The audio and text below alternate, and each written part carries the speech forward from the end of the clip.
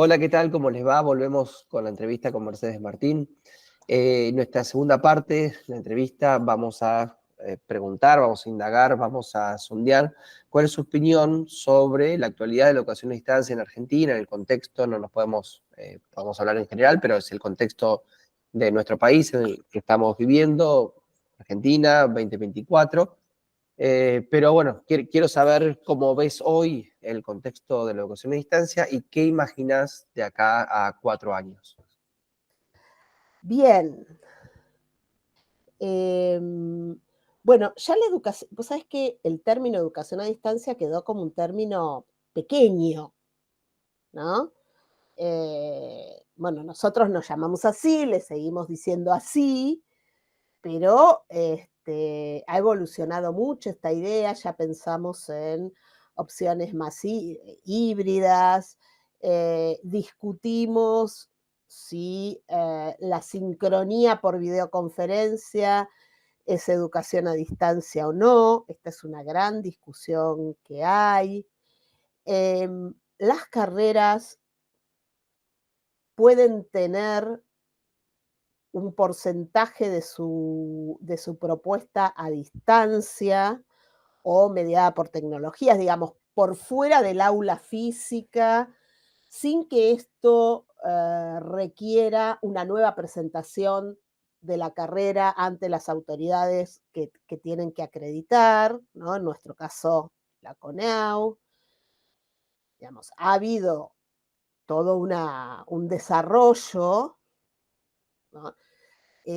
Donde cuando pensamos en la educación a distancia, muchas veces también estamos incluyendo modalidades combinadas.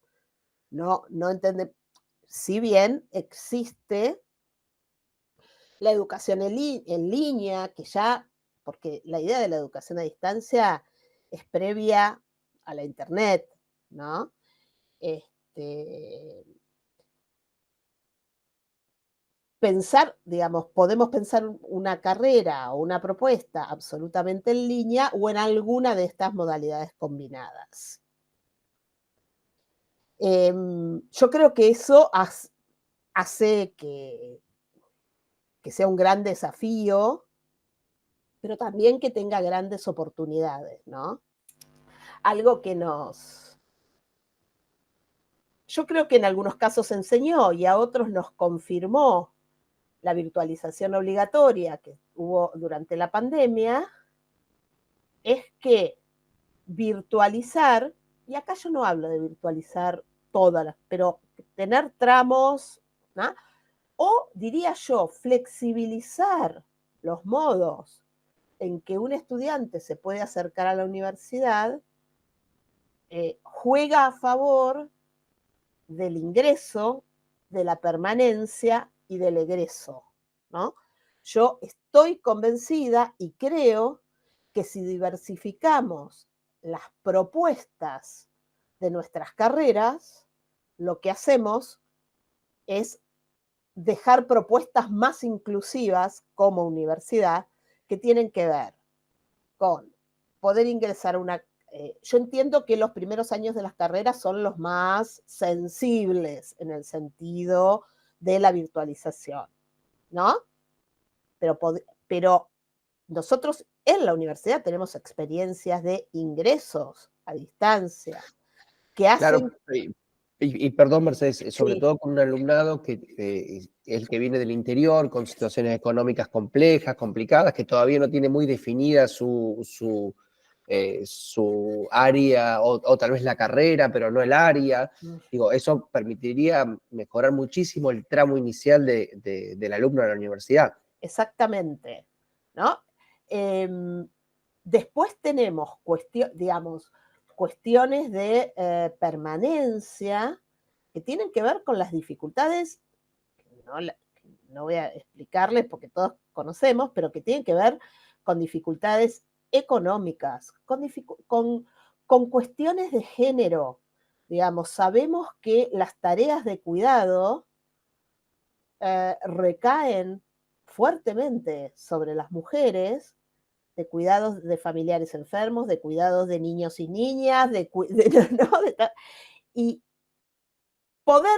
poder diversificar, ¿no? Poder tener algunas opciones que no exijan la presencialidad semanal o una cursada de 6, 8 horas semanales, y poder combinarlas. No estoy diciendo que no, que no se cursen, ¿eh? Poder combinarlas facilita digamos, la permanencia. Y el egreso, esto sí hay algunas experiencias en la universidad que tienen que ver con aquellas carreras donde los y las estudiantes con muy pocas materias para terminar su trayecto universitario, o se van a trabajar, o digamos, entran al mercado laboral prematuramente y después no encuentran el momento para graduarse, porque para graduarse quizás están trabajando en otra ciudad y necesitan venir a cursar, ¿no? Entonces, ahí también tenemos una opción. Ya ahí hablamos de un estudiante en las últimas asignaturas de su carrera, que cada carrera puede decidir cuáles son aquellas que pueden mediar con tecnologías y cuáles no, ¿no? Donde lo que hacemos es fortalecer el egreso, ¿no? Ayudar a aquellos que les faltan. Parece una leyenda, pero no lo es, muchos y muchas estudiantes, sobre todo en algunas unidades académicas donde el ingreso laboral muchas veces se hace sin el título, ¿no? Pero el estudiante está prácticamente recibido, eh, y nunca egresa, porque empezó a trabajar, porque después tuvo una familia, bueno, por las cuestiones de la vida misma. Entonces, ofrecer algunos trayectos de egreso a distancia, yo creo que también fortalece este punto muy necesario para las universidades, que es el egreso. Coincido, coincido porque las bondades del sistema permitirían mejorar muchísimo nuestra tasa de egreso y de ingreso no tan traumático, ¿no? Porque generalmente es un ingreso traumático para el alumno que tiene que vivir, tiene que de un día para otro estar en una secundaria, tal vez muy aniñado en el modelo del alumno que tenemos hoy.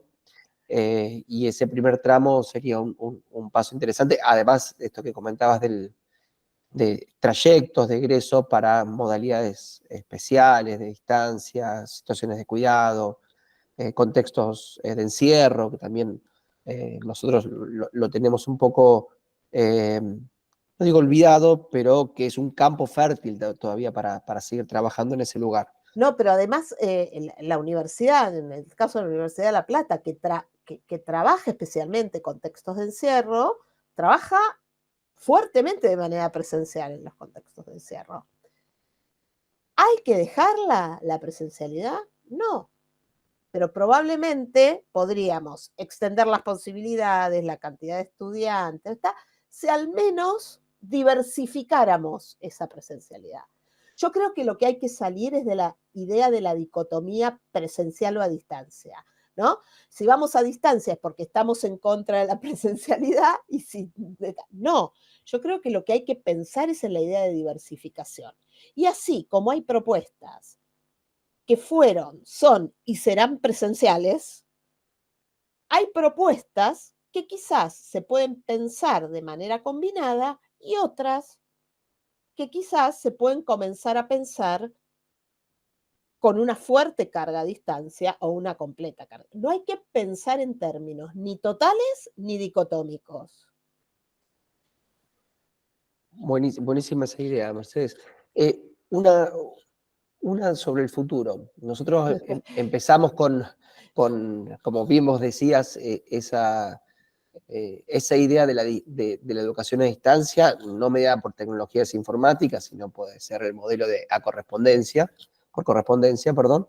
La del manual Eh, autoadministrado, ¿no? La de exacto, sí, formación docente de frontera, donde le llegaba un exacto, manual y tenía. exacto. Después nosotros, bueno, empezamos por ahí con los correos electrónicos, mensajes de La texto, lista de distribución, lista mira, de yo te puedo. distribución, sí, por eso, generalmente era el Yahoo que tenía una lista de distribución. Sí, eh, se- exactamente. Seguimos con, bueno, con el campus, después nos conectamos en sincronicidad. ¿Le ve futuro a la idea del metaverso para hacer solamente práctica, para hacer educación, para hacer qué cosa? A ver, yo creo que es muy difícil hacer futurología con la tecnología porque eso que ahora nos parece imposible, dentro de 4, 5, 6 años, está en nuestros teléfonos, ¿no? Porque ahora funciona así, ¿no? Un día nos levantamos y nuestros WhatsApp tenían inteligencia artificial y algunos no sé si todos sabemos qué se puede hacer y qué estamos haciendo cuando tenemos la inteligencia artificial en nuestra casi más importante vía de comunicación contemporánea, ¿no? Como es esta. Yo sí creo, a ver, creo que ahí vos mencionás una tensión enorme para la educación a distancia, para la educación mediada con tecnologías, que es la tensión entre lo que es el avance tecnológico y lo que son las modificaciones educativas. Yo siempre suelo decir, la tecnología avanza a una velocidad imposible de alcanzar y la educación, gracias a Dios, es mucho más lenta en sus modificaciones. ¿Por qué digo gracias? Digamos, no porque esté en contra de los cambios educativos, sino porque creo que la esencia de la educación no es el cambio por el cambio en sí mismo, sino es la formación del otro. Por eso también desde lo educativo hay tantas resistencias para incorporar algunas modificaciones, hay para incorporar las modificaciones digamos, de las estructuraciones habituales de lo educativo, ¿no? Esta oda a la presencialidad que se hace, muchas veces se le atribuye a la presencialidad cuestiones, yo digo, pero ¿eso es así si la propuesta educativa lo incluye? No porque es presencial, no, porque el contacto con los estudiantes.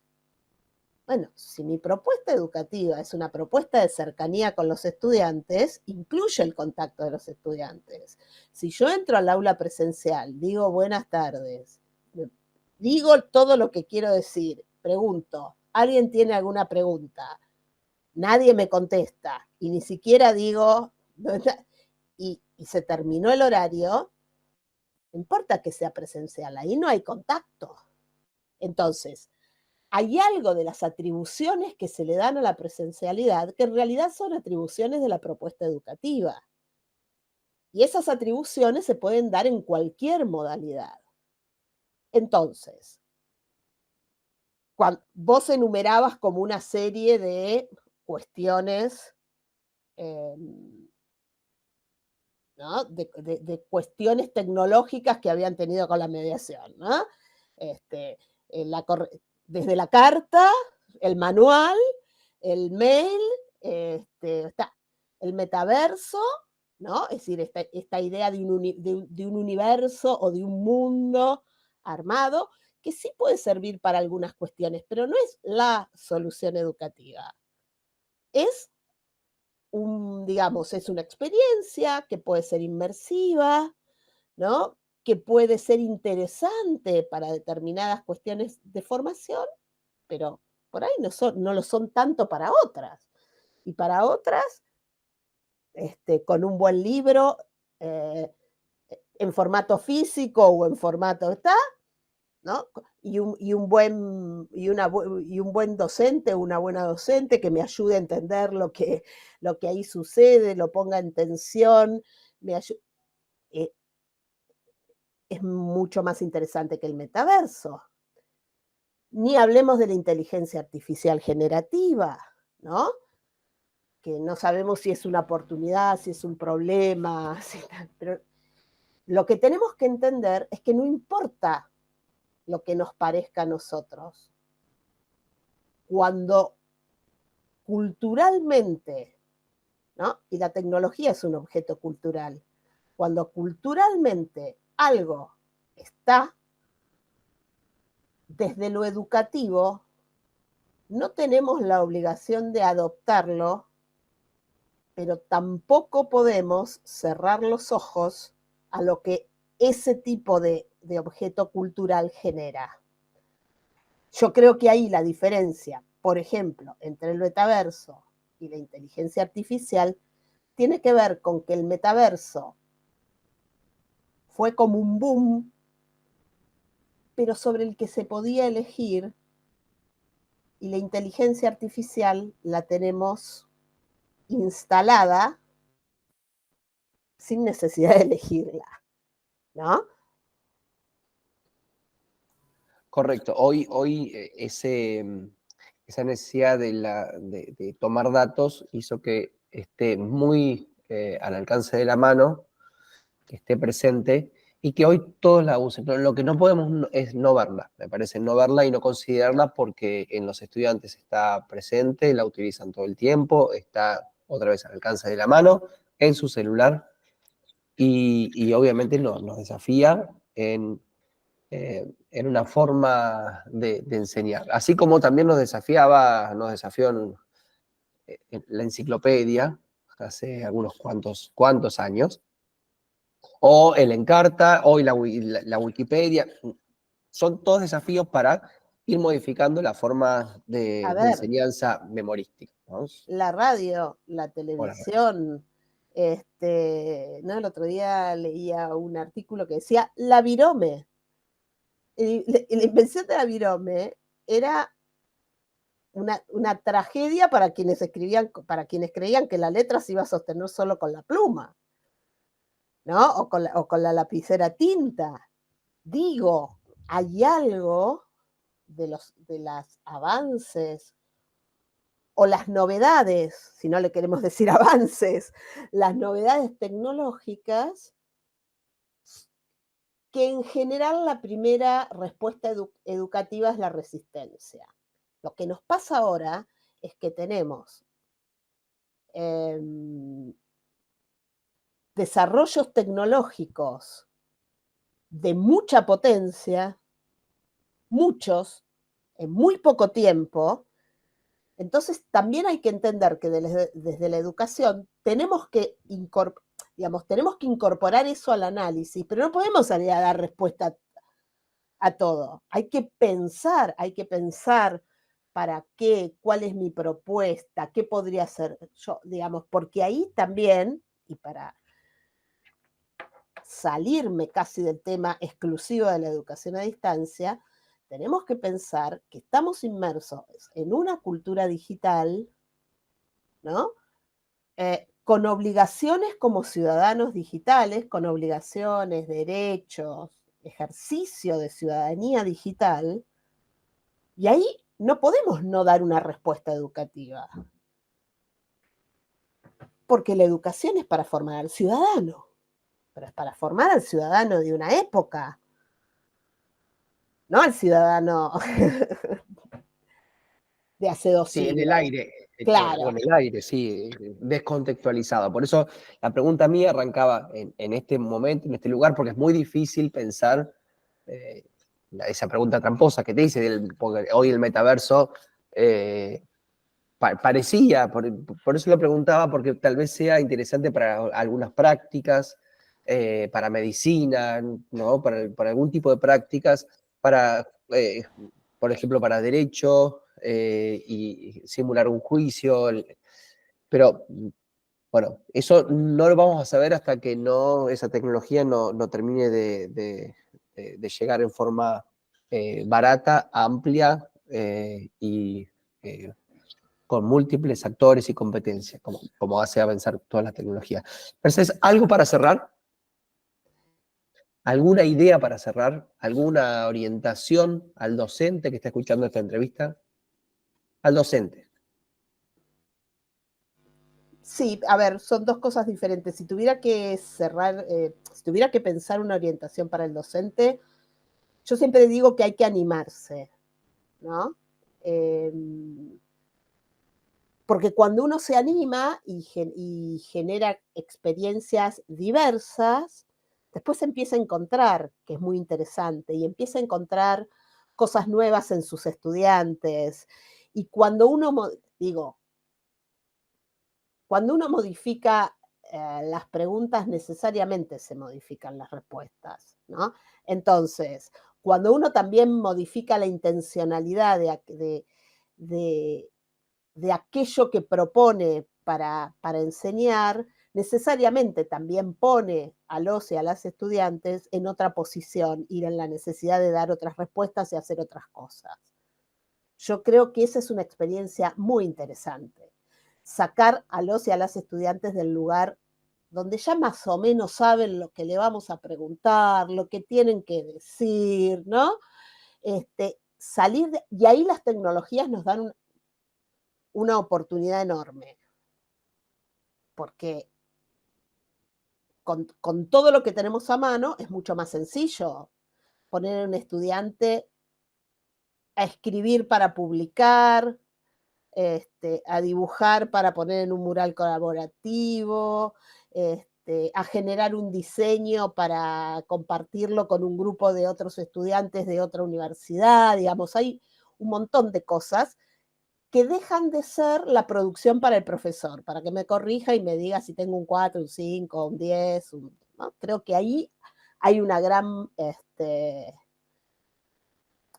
oportunidad. Y en general te diría lo mismo que dije antes. Yo estoy convencida que la diversificación de las propuestas ayuda a la inclusión educativa.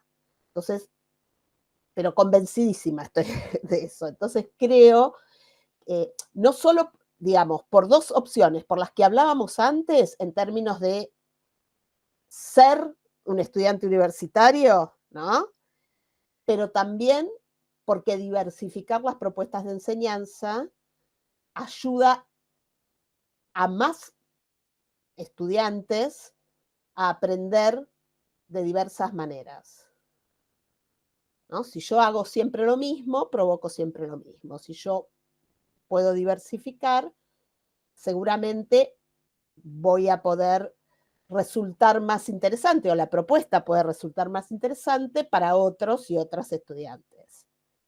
Entonces, yo creo que la educación y la educación universitaria tiene una gran responsabilidad en eso. Ya no es un problema solo del estudiante quedarse en la universidad, ¿no? Sino que es una tarea compartida. Yo te ayudo a que te quedes también. Muchísimas gracias, Mercedes. Me gusta esto para el cierre y, bueno, muy agradecidos todos, todas que conformamos este equipo por la entrevista y por tu tiempo. Bien, gracias, ¿eh? Gracias a ustedes por la invitación. Muchas gracias.